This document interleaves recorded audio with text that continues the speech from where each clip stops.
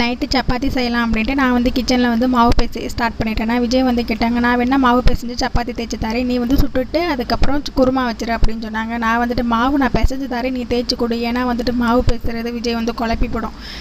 ஒன்று கெட்டியாக பிசைஞ்சு வைக்கும், அது வர வரையாக இருக்கும். அப்படி இல்லைன்னு வச்சுக்கோங்களேன், தண்ணியாக ஊற்றி கொலன்னு ஆக்கி.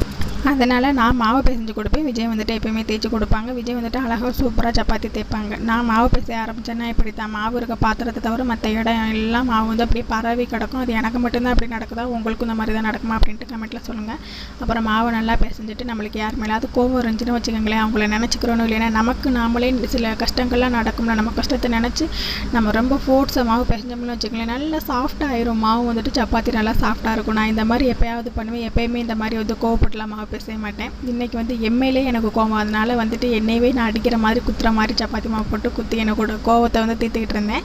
அப்புறம் அவ்வளோதான், மாவு பிசைஞ்சு வச்சுட்டேன். அடுத்து குருமா வைக்க போகிறேன்.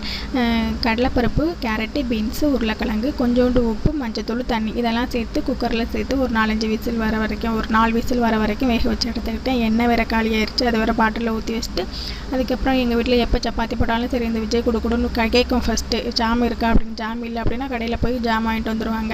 வாங்கிட்டு வந்து அவங்களும் உங்கள் அம்மாவும் ஒரு ஜாமை வந்து 2 பேரும் பாதி சாப்பிட்டு அதில் பாதி கொண்டு வந்து எனக்கு கொடுத்தாங்க. ஒரு பாக்கெட்டு தான், ஆக மொத்தம் 3 பேர் வந்துட்டு அதை சாப்பிட்ருக்கோம். அவங்க அம்மா வந்து அதிகமாக இனிப்பு சாப்பிட மாட்டாங்க, விஜய் நான் தான் கொஞ்சம் அதிகமாக சாப்பிட்டோம். அந்த எனக்கு வந்து லாஸ்ட்டு பாக்கெட்டு தான் வந்துச்சு, அதனால் அந்த கவரை போட்டு சப்பி சாப்பிட்டுட்டு கிடந்தேன் நான். அப்புறம் விஜய் வந்து சப்பாத்தி தேய்ச்சி கொடுத்தாங்களா, அந்த அடுப்பு ஃப்ரீயாக தான் இருந்துச்சு, அதனால் அதில் வந்து சப்பாத்தி சுட்டுக்கிட்டே இதில் வந்துட்டு குருமா வந்து தாளிக்க ஆரம்பிச்சிட்டேன். சட்டி காய்ச்சிட்டு எண்ணெய் ஊற்றிட்டு கடுகு, பெருஞ்சோம்பு, வெங்காயம், கருவேப்பிலை, பச்சை மிளகாய், தக்காளி இதெல்லாம் வந்து ஃபஸ்ட்டு சேர்த்துட்டு வதக்கிட்டு அதுக்கப்புறம் நம்ம வேக வச்சுருக்க அந்த காய் வந்து வேக வச்சோம்ல அதையும் சேர்த்து ஊற்றிட்டு லைட்டாக தண்ணி ஊற்றிட்டு காரத்துக்காக கொஞ்சமாக சில்லி பவுடர் சேர்த்துட்டு நல்லா மிக்ஸ் பண்ணிவிட்டு, இந்த குருமா வந்து ரொம்ப திக்காலாம் இருக்காது, தண்ணியாக தான் இருக்கும். அதனால் ஒரு ஸ்பூன் அளவு கோதுமை மாவு எடுத்து தண்ணியில் மிக்ஸ் பண்ணி குருமாவில் மிக்ஸ் பண்ணிவிட்டு நல்லா கொதிக்க வச்சு இறக்கணும். அப்படின்னா நல்லா கொலன்னு நல்லா சப்பாத்தி தொட்டு சாப்பிட்ற மாதிரி சூப்பரான குருமா வந்துட்டு ரெடி ஆயிரும். இப்போ வந்து நான் குருமா ரெடி பண்ணிவிட்டு அந்த பக்கம் சப்பாத்தி வந்து சுட்டுட்ருக்கேன். அவங்க தேய்க்க நான் வந்துட்டு சுட்டுருவேன். அப்போ தான் வந்துட்டு எனக்கு கொஞ்சம் ஈஸியாக இருக்குது. எப்போயுமே அப்படி தான் எங்கள் வீட்டில் வந்துட்டு விஜய் வந்து எனக்கு வந்து ஹெல்ப் பண்ணுவாங்க. சப்பாத்தி தேய்க்கிறது, தேங்காய் உடச்சி கொடுக்குறது, காய் கட் பண்ணி கொடுக்குறது, இந்த மாதிரி வந்துட்டு சின்ன ஹெல்ப் பண்ணுவாங்க. சும்மா இருக்கும்போது இந்த மாதிரி ஹெல்ப் பண்ணுவாங்க, வேலையாக இருந்தால் ஹெல்ப் பண்ண மாட்டாங்க. அதுவும் போல் எனக்கு ஹெவியாக கொஞ்சம் அதிகமாக இன்றைக்கி நான் வெயிட்டில் வேலை பார்த்துருக்கேன் அப்படின்னா எனக்கு வந்துட்டு அவங்க சின்ன ஹெல்ப்லாம் பண்ணுவாங்க. நீங்கள் வந்து உங்கள் ஹஸ்பண்ட் வந்துட்டு உங்களுக்கு சின்ன ஹெல்ப்லாம் பண்ணுவாங்களா அப்படின்ட்டு கமெண்ட்டில் சொல்லுங்கள்.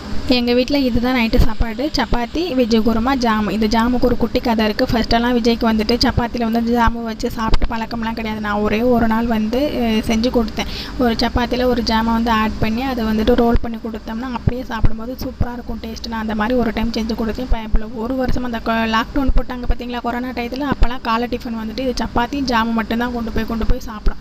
அப்போ கம்பெனியில் உள்ளவங்களாம் கேட்டாங்களா, உன் ஒய்ஃப் நார்த் இந்தியாவிலேருந்து கல்யாணம் பண்ணி கூட்டிகிட்டு வந்தே, எப்போ பார்த்தாலும் சப்பாத்தியும் ஜாமுமாக கொண்டு வர, குருமா கூட கொண்டு வர மாட்டேங்கிற, அந்த ஜாமை வச்சு தான் சாப்பிட்றோம் அப்படின்னு சொல்லி கிண்டல் பண்ணாங்களாம்.